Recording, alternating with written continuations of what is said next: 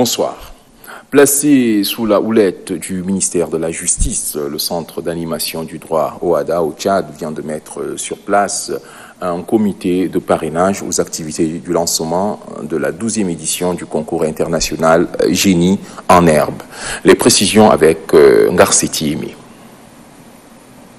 En vue de promouvoir et de vulgariser le droit OHADA en milieu universitaire et professionnel, le Centre d'animation du droit OHADA au Tchad, CADOC, à travers le ministère de la Justice, a mis sur place un comité de parrainage aux activités du lancement de la 12e édition du concours international Génie en herbe. Ce comité de parrainage, composé des membres du gouvernement, du corps judiciaire et professoral, a pour mission de coordonner le concours national afin d'identifier un finaliste.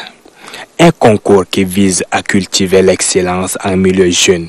Bien plus, le choix du pays de Toumaï pour abriter pour la première fois en Afrique centrale cette prestigieuse compétition internationale du droit des affaires OHADA est le signe de la confiance du comité international vis-à-vis de notre pays et surtout de la vitalité de notre jeunesse.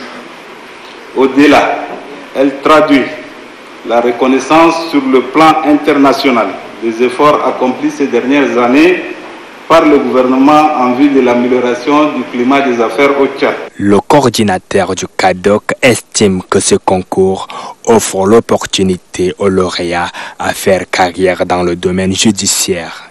Grâce à leurs efforts, une dent de notre bel enfant poussa, qui n'a rien à voir avec la dent de lait.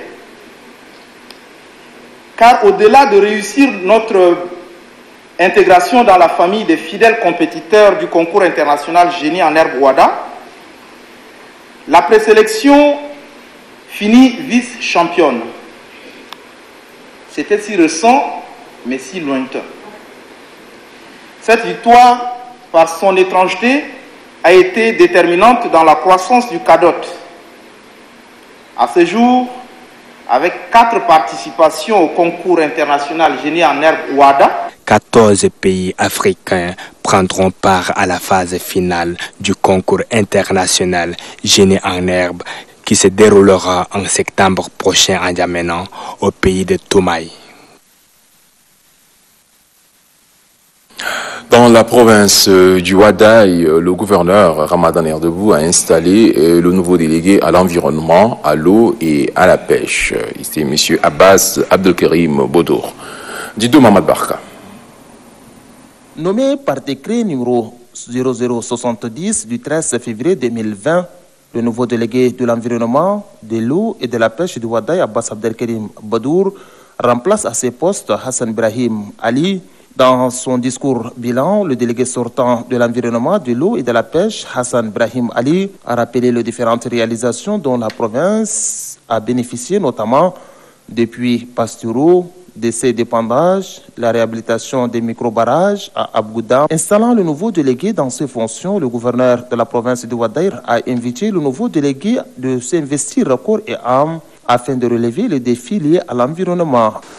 Le défi reste de taille et exige beaucoup de courage, d'abnégation et de dynamisme pour que les actions entreprises s'inscrivent dans la durée. Le nouveau délégué de l'environnement, de l'eau et de la pêche du Ouadaï, Abbas Abdelkarim Bodour, a adressé ses sincères remerciements aux plus hautes autorités du pays, au premier rang desquelles le président de la République, Idriss Déby Itno, pour la confiance placée à sa modeste personne en le nommant à la tête de la délégation de l'environnement du Ouadaï. Abbas Abdelkarim Bodour sollicite enfin le concours de ses proches collaborateurs pour mener à bien sa mission. À Béché, pendant que nous y sommes, rendons-nous à l'Agence nationale des titres sécurisés. Vous allez le voir, bien que l'engouement est fort, les opérations de délivrance de cartes et passeports se déroulent normalement. Sans grande difficulté, les usagers entrent en possession des pièces sollicitées, comme nous le rapporte Siddiq Saboun Brahim. Lancée officiellement le 17 février 2020, l'Agence nationale des titres sécurisés, ANAT, centre d'Abéché, commence à alléger les difficultés de la population s'agissant de la délivrance des cartes d'identité nationale et des passeports. Tout commence par l'identification des pièces, puis les services de l'état civil, de l'immigration, en passant par les services d'enrôlement et de demande des titres avant de se faire filmer. Chaque jour, on prend 100 personnes. Il y avait des rumeurs qui circulent que le passeport est passeport CEMAC et que tu peux seulement voyager sur la zone CEMAC. Or, c'est le contraire. La zone CEMAC, tu peux voyager gratuitement sans visa pendant 3 mois. Mais le passeport est aux normes internationales, tu peux voyager partout dans le monde. Les usagers rencontrés ont parlé de l'engouement de l'organisation pour avoir un passeport ou une carte d'identité nationale. J'avais commencé depuis hier. Et c'est aujourd'hui là que je vois peut-être ça va aller. Mais ce qui est là, avec les nombres, c'est pas facile. Avec le système instauré, je constate qu'il y a un peu d'amélioration. Certains viennent très tôt le matin pour être servis les premiers et d'autres ont déjà leurs pièces d'identité. Je suis venu à 4 heures, j'ai fait la prière ici et puis jusqu'à là on n'a pas encore reçu le fiche d'inscription. C'est la première fois de faire le passeport. Et je crois que je l'ai eu en 70 heures, donc je félicite l'équipe. Rappelons que l'Agence nationale des titres sécurisés, section d'Abéché, travaille sans relâche pour satisfaire les demandes des citoyens. En politique, les représentants de la ville de N'Djamena au bureau politique national du mouvement patriotique du Salut ont été présentés hier à la base. C'était au cours d'une cérémonie présidée par le secrétaire général du mouvement patriotique du Salut de la ville de N'Djamena, Abadji Damamar. La cérémonie a eu lieu au siège communal. Thomas Ousmane Djali. Les militants et militantes du mouvement patriotique du Salut MPS ont répondu massivement à l'appel de l'instance du parti pour cette cérémonie de présentation des nouveaux membres représentant la ville d'Ndiamena au bureau politique national BPN. Une cérémonie tenue sous la houlette du secrétaire général provincial du MPS pour la ville d'Ndiamena, Abadji Damamar.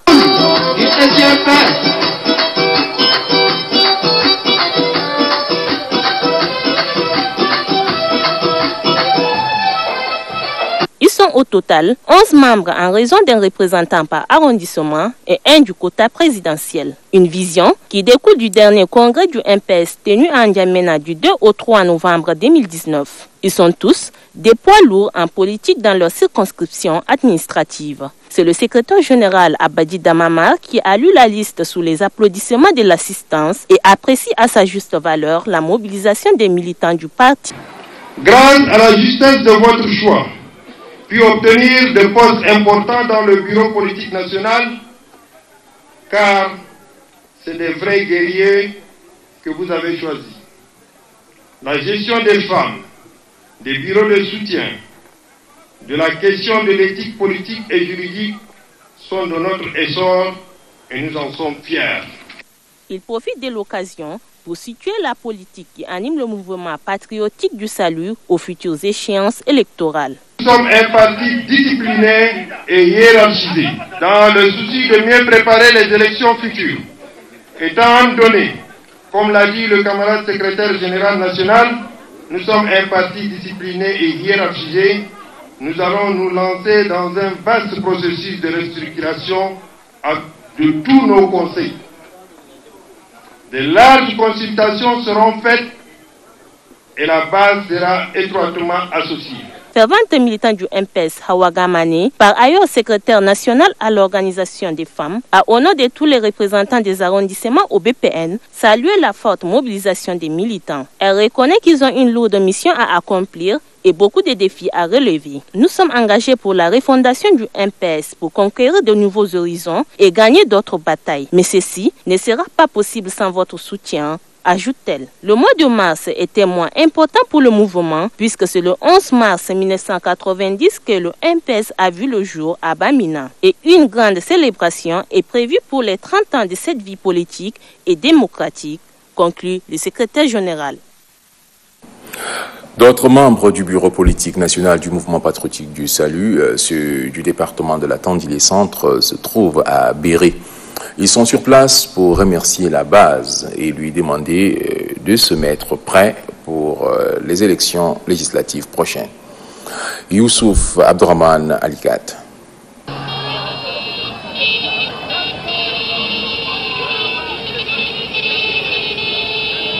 Béré, chef-lieu de la Tangilé Centre, a vibré au clair du mouvement patriotique du Sali ce vendredi 21 février 2020.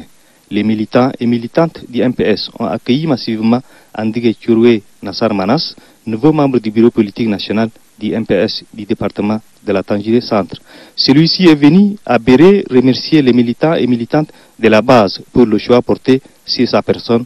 Le président du comité d'organisation Pardono de Glémine a affirmé que le MPS jouit d'une parfaite santé dans le département de la Tangilé Centre. Le secrétaire exécutif du MPS du département de la Tangilé Centre, Bilbilgué Aman, a exprimé sa reconnaissance au président fondateur du MPS pour le respect du choix de la base. Le président fondateur du mouvement patriotique du Salut, son Excellence M. Idriss Déby Itno, a voulu donner un nouveau souffle à notre organisation politique, tout en s'appuyant sur des propositions de la base que nous sommes. Pour Andigue Turoué Nassar Manas, le département de la Tangilé Centre est le bastion du MPS. La tâche est immense, elle est lourde. Mais avec votre concours, votre choix que vous avez posé sur ma modeste personne, je pense que la victoire est certaine. Connaissant déjà le département de la Tangilé Centre, dans ces différentes missions que j'ai accompagnées avec vous ensemble, vous avez porté le flambeau de ce parti. Vous l'avez montré, oui, c'est votre parti. Vous avez montré que vous êtes du parti. Certains militants ont reçu des attestations de reconnaissance pour le service rendu au MPS. Après la cérémonie, Andigue Turoué Nassar Manas a échangé avec les responsables des services publics, les chefs traditionnels, les jeunes, les femmes et les opérateurs économiques sur le développement de la Tangilé Centre. Le mouvement pour l'égalité et le rassemblement des citoyens a clos ce matin son congrès extraordinaire par une conférence de presse animée par le président du parti. On fait le point avec Wakta Rose. Qui veut aller plus loin ménage sa monture. C'est dans ce cadre qu'au lendemain des élections législatives et communales, le parti du mouvement pour l'égalité et le rassemblement des citoyens dénommé Merci se met en ordre de bataille. Il procède systématiquement à la restructuration de ses membres. Ainsi, le président de cette formation politique est élu à la tête du parti. Il remplace l'ancien Hinimbi Justin Golbey.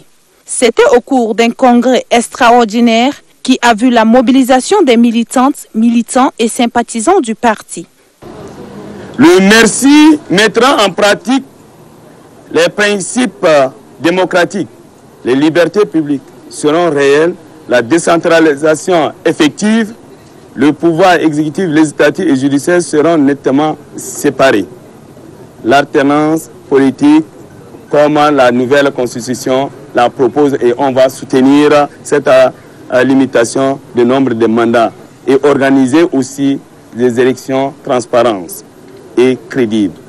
Autres sujets abordés par le président de cette formation sont la sécurité, le social, l'éducation, la santé, l'économie, l'agriculture, l'environnement, la bonne gouvernance et bien d'autres secteurs. Le président invite l'ensemble du peuple tchadien épris de paix et de justice à regarder dans la même direction pour accompagner les plus hautes autorités dans le processus de développement du Tchad.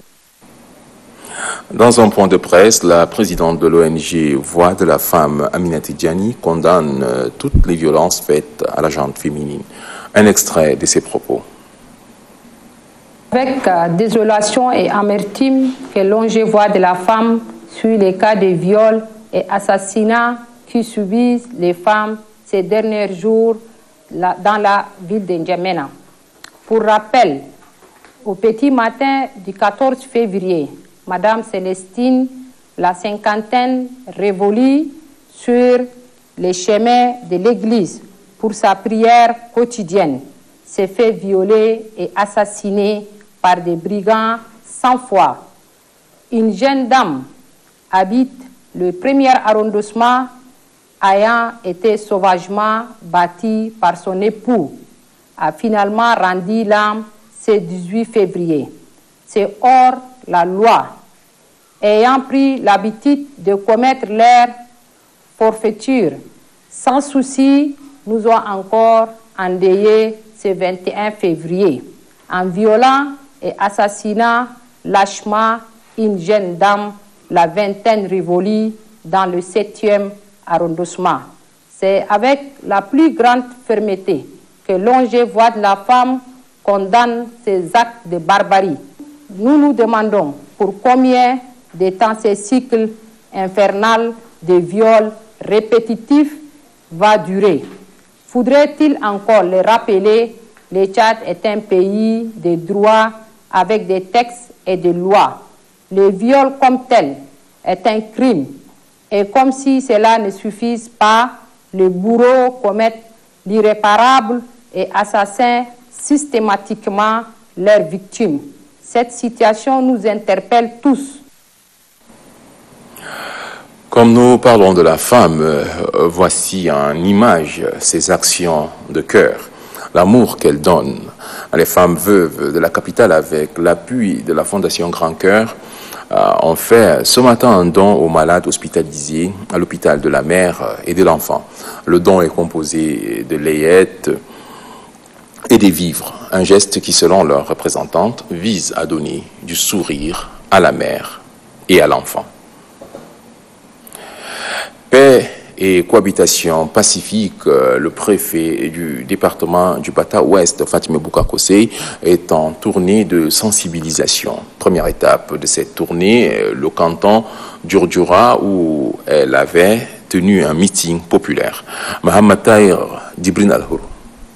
Ma patrie, ma vie. Avec ces slogans, le préfet du département du Bata Ouest, Fatima Boukakosei, part à la rencontre de ses administrés pour se rassurer de leur adhésion unanime, durable et sincère à la paix, à la cohabitation pacifique et à l'éducation. La sortie inaugurale de cette nouvelle campagne de sensibilisation a été réservée au village Mankala, dans le canton d'Urdjura, situé à 22 km à l'ouest d'Ati. Après une marche dite marche de la paix, Fatima Boukakosei a convié tout le monde à un meeting populaire. Les principaux intervenants à ce meeting, à savoir le sous-préfet d'Ati rural, Ali Amin, le chef du canton d'Urdjura, Hassan Issa Gabad, l'inspecteur départemental de l'éducation nationale du Bata Ouest, Yahoub Ibrahim, et celui de l'enseignement primaire, ont axé leur message sur la paix et la cohabitation pacifique entre les différents groupes communautaires, de même que le refus de toute forme de violence. La scolarisation des garçons et des filles a été aussi un message clé. En effet, dans le 22 villages que compte le canton d'Urdjura, 2 écoles seulement sont fonctionnelles à ce jour. L'occasion pour le préfet Fatima Boukakosei de rappeler le rôle que joue la paix dans le processus du développement. Pour elle, de même que les conflits prennent naissance dans l'esprit des hommes, c'est dans l'esprit des hommes que doivent être élevés les idéaux de paix et de cohabitation pacifique. Et cela, poursuit-elle, doit commencer par la scolarisation des enfants. Nul n'ignore que sans la paix, il n'y a guère de développement. Et aussi l'école est le socle du développement. Après ceci, le préfet Fatima Boukakosei a eu une séance de travail avec les 22 chefs de village et leur a demandé de renforcer la collaboration entre eux d'une part et avec les chefs de canton d'autre part. Toujours dans le même registre, la paix est au centre d'une caravane de sensibilisation organisée par l'Action des jeunes pour la paix, le développement et l'émergence du Tchad à l'endroit des élèves du lycée de Gassi. Ahmad Ngarasta. L'école est un lieu d'acquisition du savoir, d'instruction, mais aussi un carrefour de brassage entre les jeunes venant de divers horizons. La jeunesse constitue le socle de la nation.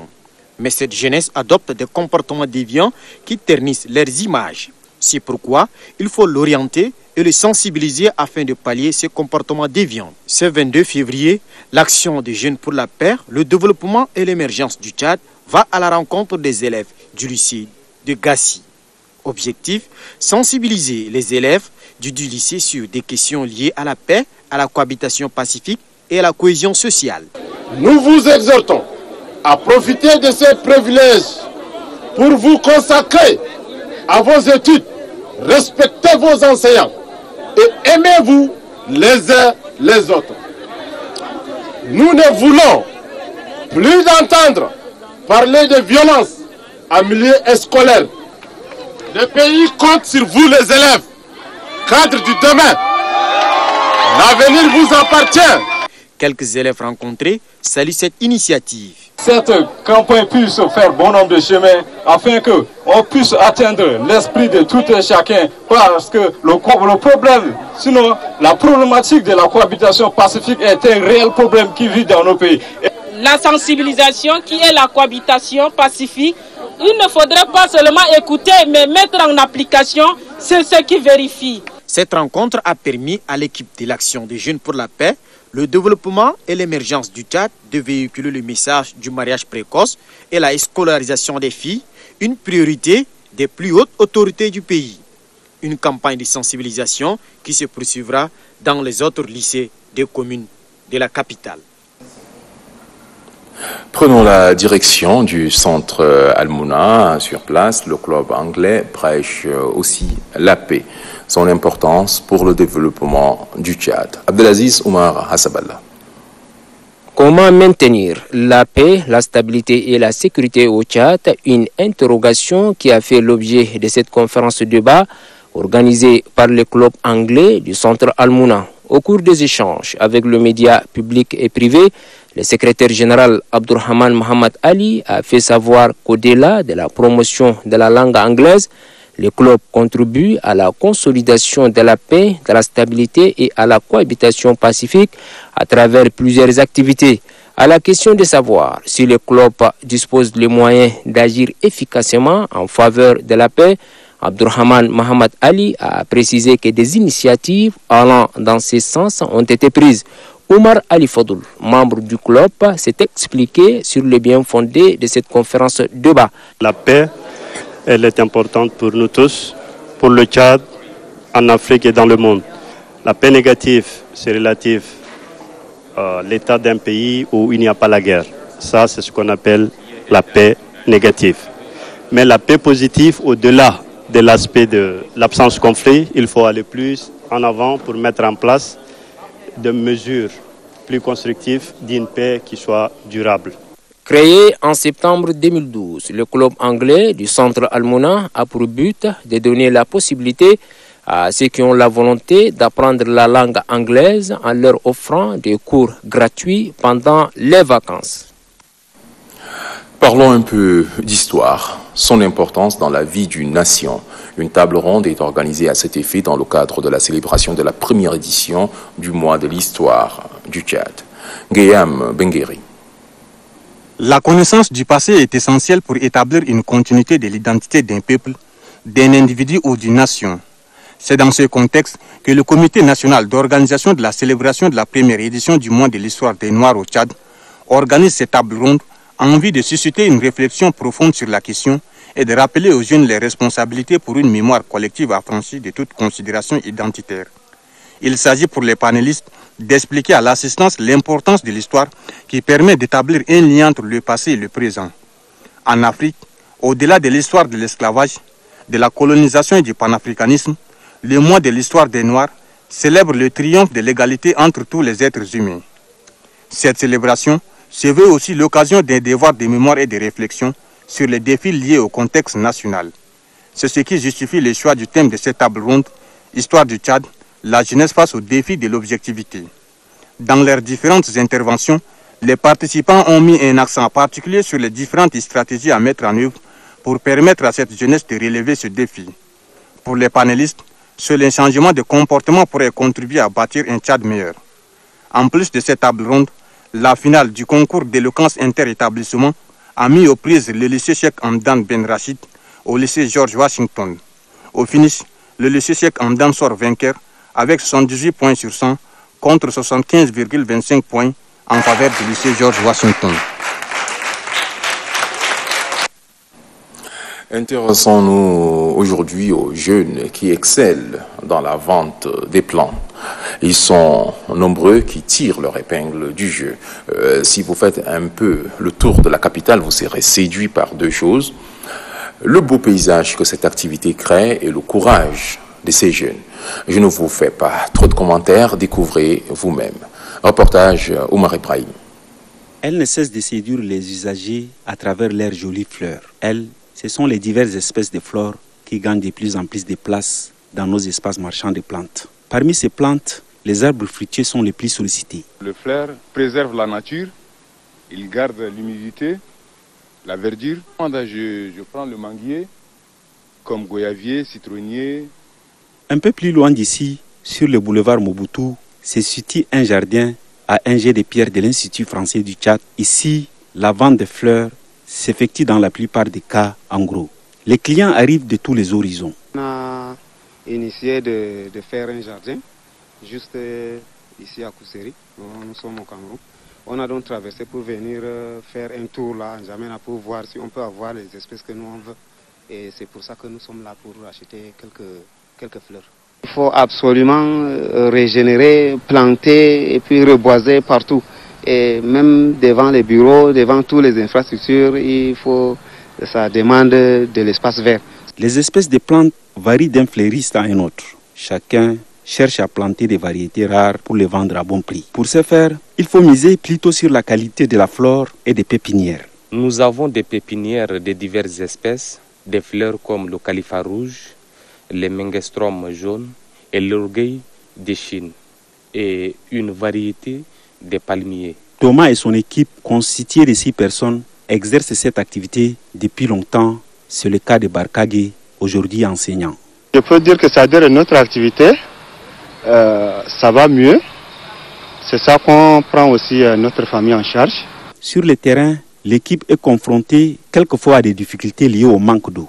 Au début, quand on était venu ici, on a eu un peu de problème. On utilisait le groupe électrogène.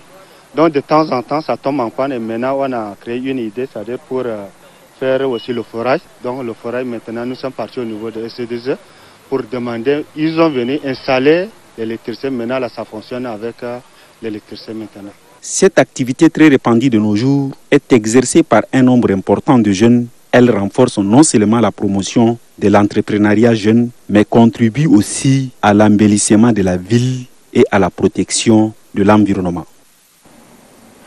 L'association des Lamy Fortin a installé ce matin les nouveaux membres de son bureau exécutif. C'est une équipe de 35 membres dirigée par Banaï Hissène.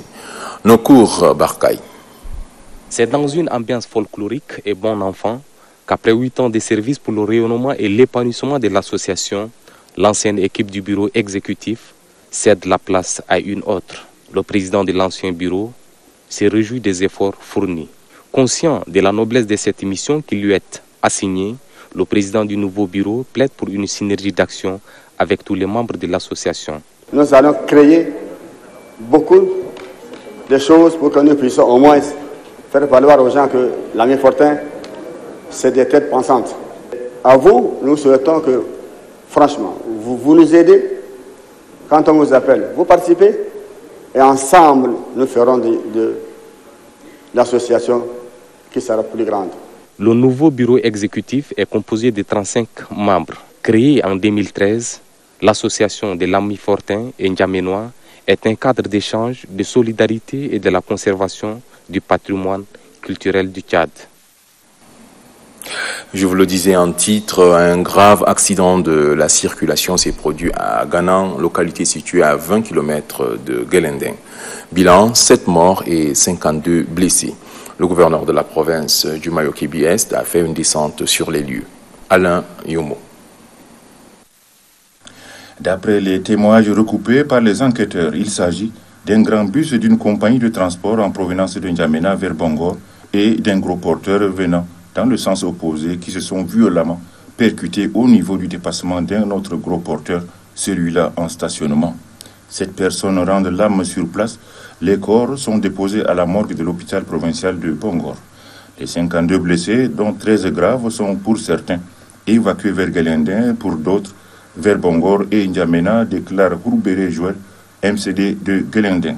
Ce serait l'excès de vitesse qui est à l'origine de l'incident malheureux. Je dis à mon voisin là, je dis que notre chauffeur là, il va nous créer d'accident. Comme il est en train de rouler trop. Et finalement, sans rendre compte là, on est tombé sur lui. Argument réfuté par le chauffeur du bus qui se dit plutôt être ébloui par les pleins phares provenant du gros porteur d'en face. Le gouverneur de la province du Mayo-Kébi-Est, accompagné de son staff et des éléments de sécurité, s'est rendu nuitamment sur les lieux du drame, constaté de visu les dégâts. Le MCD, vraiment avec son équipe, tous les responsables administratifs, sécuritaires du département de Mayo-Kébi, quand nous avons appris cette information, nous sommes venus sur les lieux. On a trouvé tous les responsables qui sont sur place. Au niveau de l'hôpital, l'équipe est sur place et nous avons mobilisé tous les ambulances. Je crois que ces malades sont pris correctement pris en charge. Les malades urgents, tout à l'heure même, seront évacués en N'Djamena. Au chevet des malades accidentés à l'hôpital du district de Guelendin, le gouverneur Amataha Mamad Abdoulaye était très ému face à ce destin désolant qui vient encore une fois de plus endeuiller les familles et meurtrir tant de personnes dans leur corps et âme. Le Conseil supérieur des affaires islamiques, de concert avec la confrérie Tidjania, a organisé hier une journée de prière et de louange. Une journée pour adorer l'Éternel et louer son messager. Mamad Suleiman. Les adeptes de la confrérie Tidjania au Tchad accueillent Khalifa Cheikh Cherif Ali Bel Arabi au siège du Conseil supérieur des affaires islamiques du Tchad. La grande mosquée Roi Faisal affiche complet. Comme à l'accoutumée, les adeptes de la confrérie Tidjania, en présence de Khalifa Cheikh Cherif Ali Bel Arabi, ont procédé à la traditionnelle séance de prière et louange pour rendre gloire à l'Éternel et à son messager Mohammed, paix et salut soit sur lui.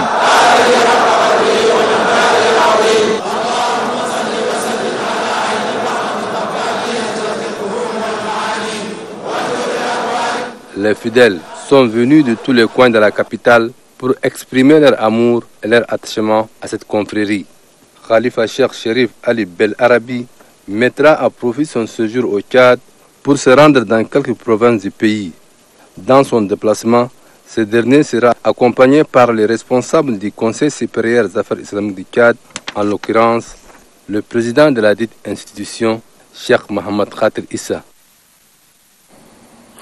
Une nouvelle mosquée à Djarmaya, c'est une œuvre de la famille Suleiman Hassan dénommée Khadija Bintou Khalid.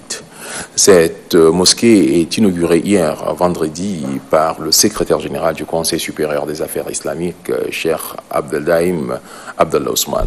Chose vue et entendue avec Dionodi Nestor. Ce vendredi 21 février 2020 est une journée exceptionnelle pour les fidèles musulmans de la commune de Djarmaya, dans le département d'Arazarbiar.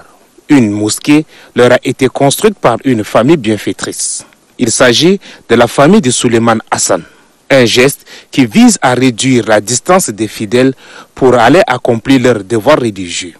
Nous appelons tous les fidèles musulmans, femmes comme hommes, de faire de bons actes,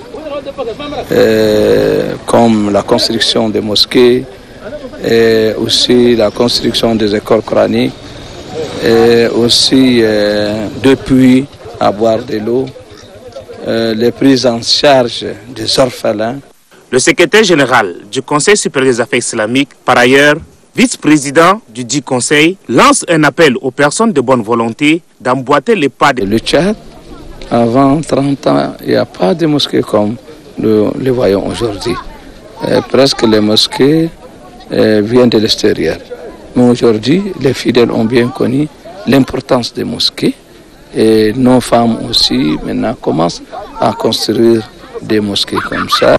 Très émus de cette mosquée, les bénéficiaires se sont relayés pour implorer Allah le Tout-Puissant d'accorder sa miséricorde à cette famille. S'en est suivi l'installation des imams de cette mosquée par le vice-président des directions chargé des mosquées au Conseil supérieur des affaires islamiques, Cheikh Mamad Idriss Abakar. Sortons de la mosquée et rendons-nous au stade Idriss Mamadouya pour parler des éliminatoires de la Coupe d'Afrique des Nations 2021. Les Sao du Tchad affronteront le 25 et 31 mars prochain la Guinée.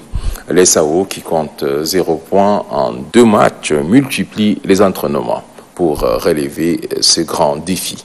Innocent Kilayo. Gagner absolument le Sili national de la Guinée-Conakry dans cette double confrontation prévue le 25 et le 31 mars pour se relancer dans la course des éliminatoires de la CAN 2021 est le défi que se fixent Emmanuel Trégoat et ses poulains. Pour y parvenir, les Sao doivent se préparer en conséquence car la sélection guinéenne n'est pas facile à battre. On est dans l'obligation de faire un résultat en Guinée. On sait que c'est une belle équipe, hein. Ils ont quand même battu la Namibie, ils avaient été faire match nul en Mali. Donc ça sera difficile, mais on a une bonne chance à jouer quand même. Conscient de ce défi, Emmanuel Trégoat fait appel à des jeunes joueurs venus des provinces.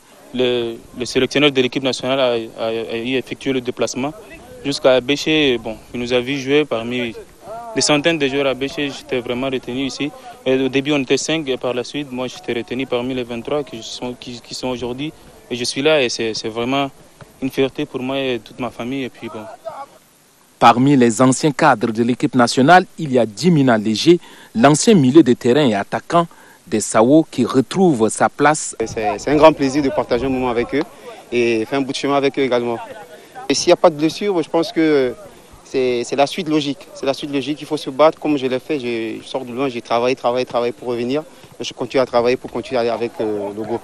Djimina Léger sera épaulé par son jeune coéquipier Djibril Bokit, joueur de FC Toulon de France. Franchement, ça ne me fait pas peur. Jouer avec les équipes de haut niveau, franchement, ça nous fait du bien de grandir. On doit avoir seulement le moral haut et puis on doit prendre le match au sérieux parce que rien n'est perdu. Le match amical prévu le 26 février au Bénin permettra au staff technique des Sao de retenir un effectif capable de relever ces défis. Il y a beaucoup de joueurs qui viennent dans le groupe, même aux entraînements.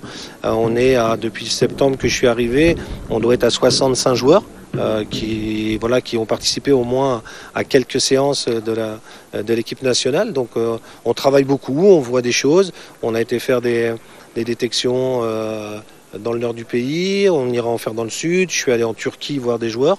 On continue de travailler.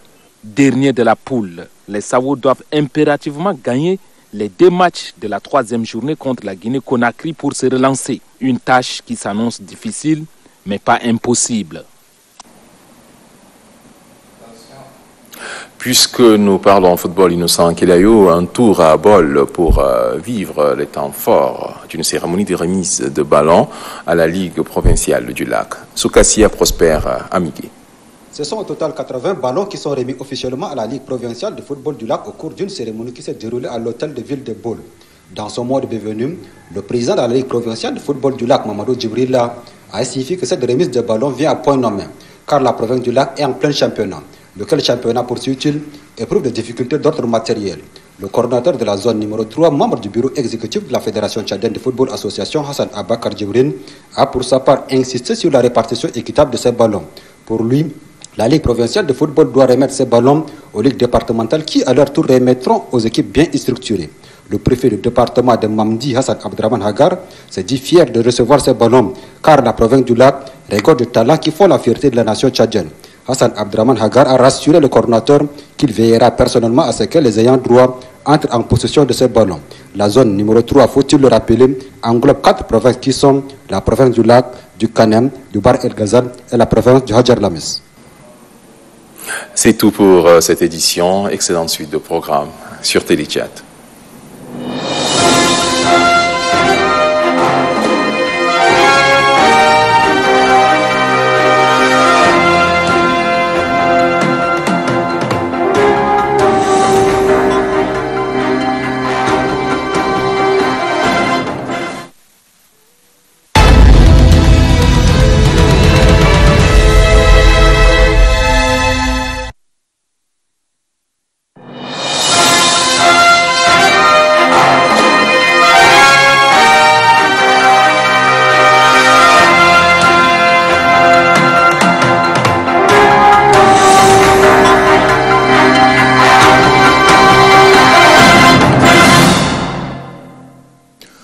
مشاهدي الكرام، السلام عليكم ورحمة الله تعالى وبركاته. لكم العرض الرئيسي لهذا المساء من الفضائية التشادية. انطلقت اليوم المسابقة الدولية للنابغين الناشئين في نسختها 12 التي نظمتها منظمة الأوهدا. المناسبة ترأسها وزير العدل المكلف بحقوق الإنسان جمعة عربي بحضور وزيرة التجارة والصناعة خليل حسن صالح.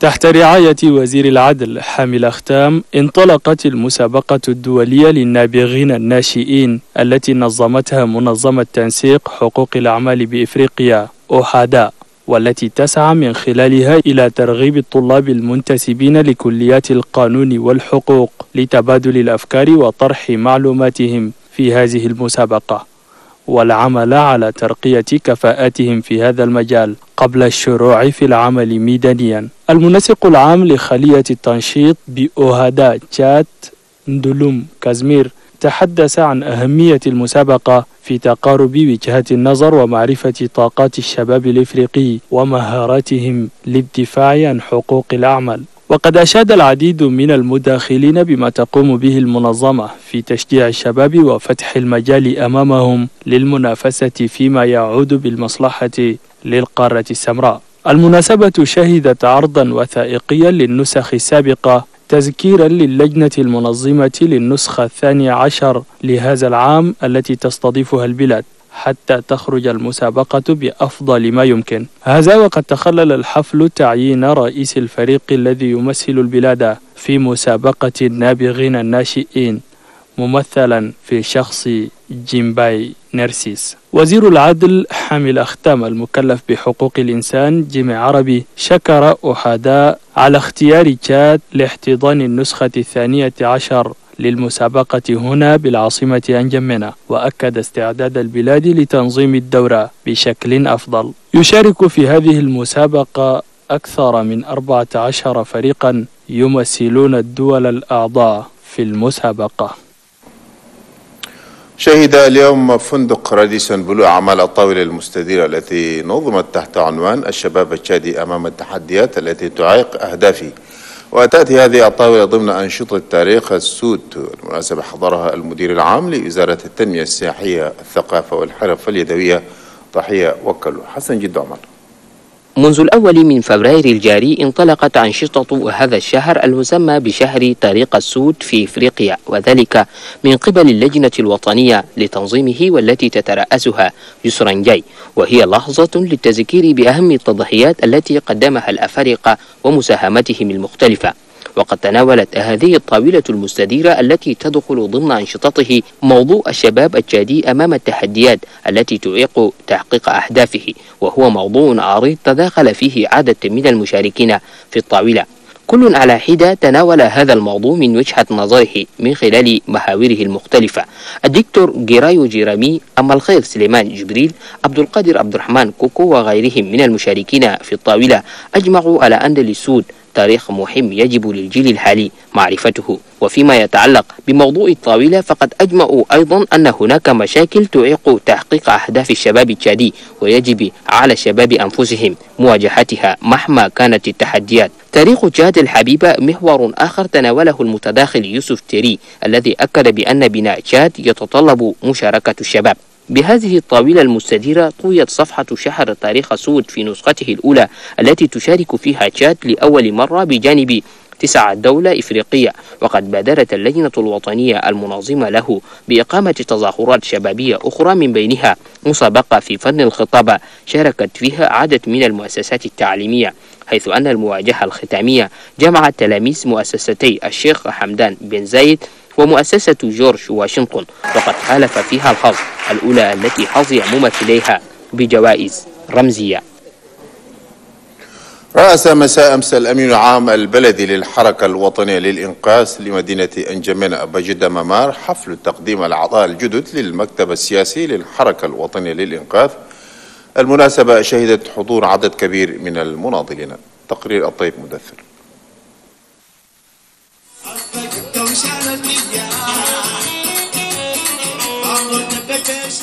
بهذه الصورة احتشدت أعداد كبيرة من مناضلي ومناضلات الحركة الوطنية للإنقاذ لمدينة إنجمينا، وذلك للاحتفال بتقديم الأعضاء الجدد للمكتب السياسي الوطني للحركة الوطنية للإنقاذ لمدينة إنجمينا، هذا الحفل الذي جاء تحت رعاية الأمين العام للمجلس الولائي للحركة الوطنية للإنقاذ له فرصة سانحة سمحت برفع برقيات الشكر والثناء إلى رئيس الجمهورية إدريس ديبي إتنو، وذلك باختيار 11 عضوا من مدينة جمينة ليمثل كل واحد منهم بلدية من بلديات الدوائر العشر